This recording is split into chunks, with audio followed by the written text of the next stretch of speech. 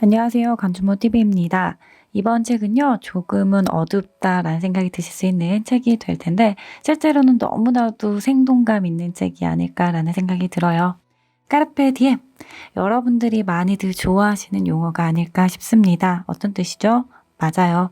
현재를 즐겨라 라는 의미를 갖고 있죠.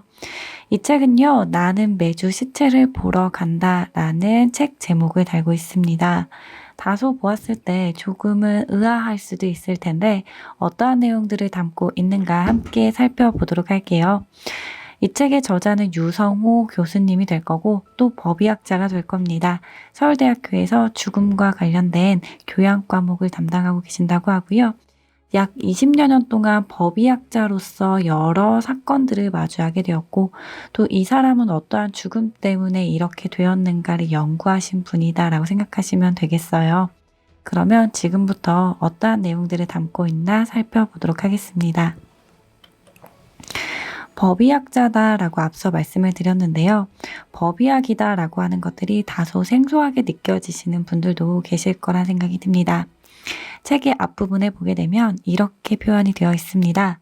인간의 죽음과 관련된 다양한 문제를 과학적으로 분석하고 그들의 인과관계를 밝혀냄으로써 법의 운영과 인권 옹호에 이바지하는 학문.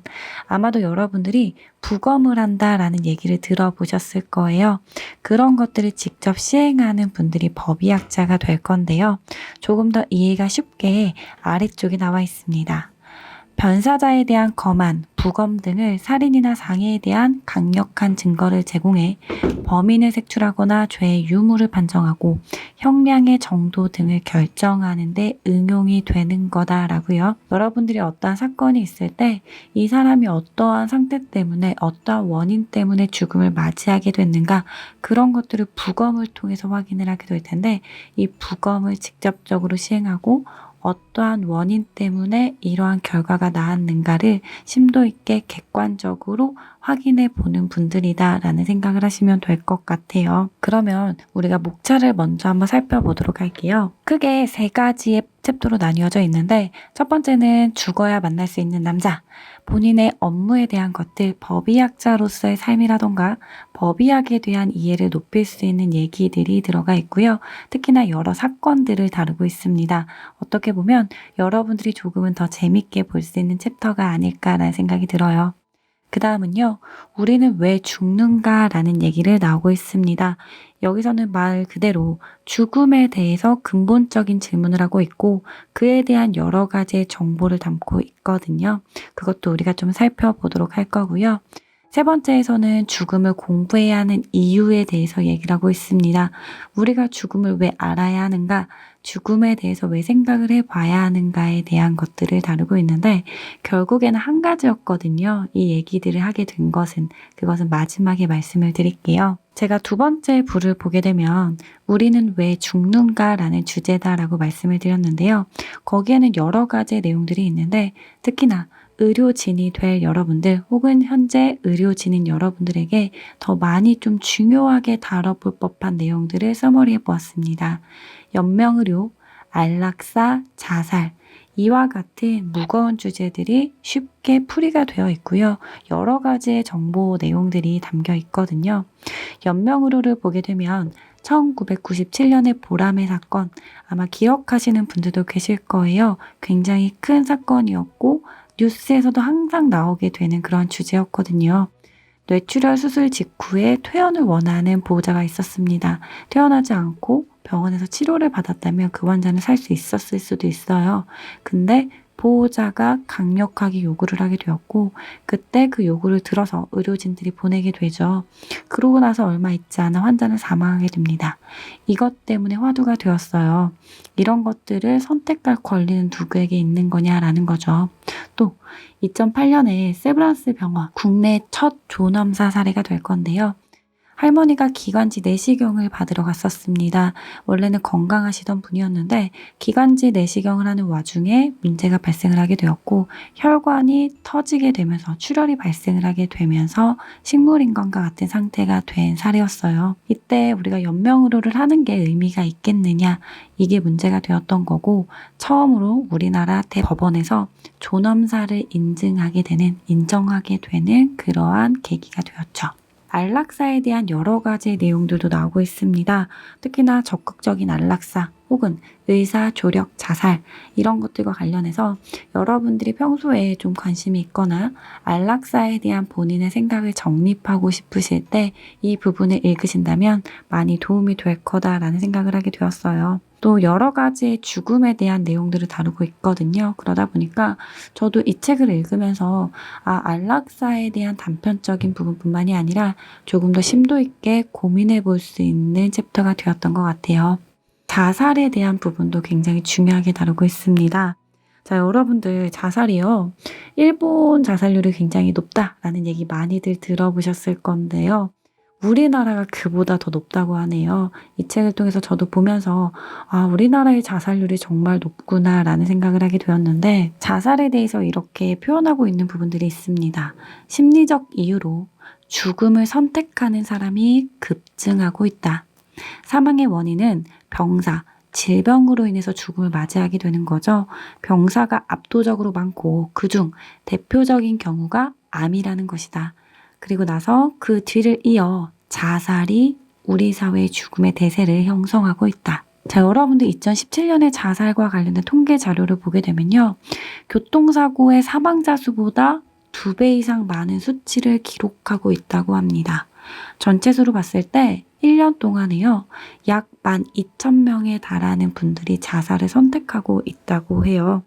자, 이 내용을 보면서 자살이라는 게 정말 큰 사회적인 이슈, 문제가 되고 있구나라는 생각이 들었거든요. 여러분들 요거 한번 얘기를 나눠보고 싶어요. 잡지 뉴요커에서 금문교라는 다리가 있다고 하는데요. 이 다리는 투신 자살을 하시는 분들이 많이 있다고 해요. 근데 투신 자살을 시도했다가 다행히 구출되어 살아남은 사람을 인터뷰한 내용이라고 합니다. 그분이 이렇게 말씀을 하셨대요. 뛰어내린 순간 나는 인생에서 해결할 수 없는 일은 하나도 없다는 사실을 깨달았습니다. 방금 다리에서 뛰어내렸다는 사실을 빼고는요. 뛰어내리고 처음 떠오른 생각은 방금 무슨 짓을 한 거지 였습니다. 나는 죽고 싶지 않았습니다. 뛰어내릴 때에는 그 순간에 힘을 얻어서 탁 뛰어내리게 되지만 막상 뛰어내리는 순간 어떻다고요? 맞아요. 죽고 싶지 않았다. 그리고 인생에서 해결할 수 없는 일은 하나도 없다. 할 수 있다라는 거예요. 그렇지만 죽음을 선택하고 죽게 되면 우리가 할 수 있는 것들은 아무것도 없다는 것이지요. 다시 말해 결국 이러한 분들도 막상 죽으려는 순간에는 살고 싶었다는 얘기가 됩니다. 많은 사람들이 자살이라고 하는 것이 충동적인 것이라고 알고 있다고 해요. 저만 해도 자살이라고 하는 건 충동성으로 인해서 발생을 하게 되는 걸 거야 라고 생각하고 있는데, 이 책에서는 그러한 내용들이 잘못되었다라고 얘기합니다.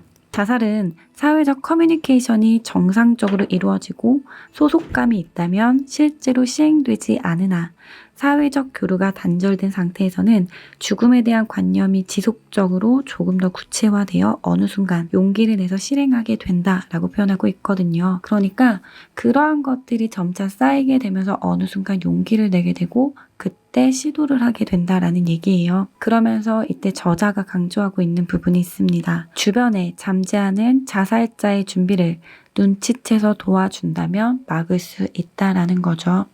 나뿐만이 아니라 우리 주변을 좀 살펴볼 수 있는 그러한 것들이 필요하다라는 생각이 들었습니다. 여러분들 여기까지 보게 되면 죽음에 대한 내용만 나오는구나 라는 생각이 드실 텐데, 마지막 부분에 가게 되면요. 3부에 가게 되었을 때 그렇기 때문에 우리가 정말 열심히 살아야 됩니다 라는 것들을 많이 전달해 주고 있거든요. 죽음을 통해서 삶의 소중함과 중요성에 대해서 역설적으로 얘기하고 있는 책이더라고요. 이때 저자가 얘기합니다. 삶을 열심히 사는 것이 곧 좋은 죽음이라고요. 어떻게 잘 죽음을 맞이해야 될까요? 라는 얘기는요. 어떻게 내가 잘 살아야 될 거야 라는 얘기랑 같다라는 거예요.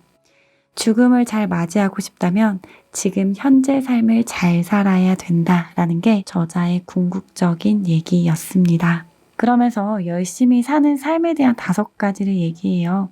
그 5가지가 뭐였냐면 첫 번째, 사랑하는 사람에게 평소 사랑한다는 말을 직접 그리고 자주 해야 한다. 죽기 전까지 자신이 진정하고 싶었던 일, 즉 꿈꾸고 있던 일을 해야 한다. 세 번째, 내가 살아온 기록을 꼼꼼히 남겨 자신이 사랑하는 사람에게 남겨줄 자산이 있어야 한다. 네 번째, 자신의 죽음을 처리하는 장례 등에 필요한 최소한의 돈을 모으기 위해 경제활동을 지속적으로 하기를 바란다. 5번째, 지금 건강하다면 건강을 소중히 여기고 더욱 건강해지기 위해 노력해야 한다. 열심히 사는 삶의 5가지라고 합니다.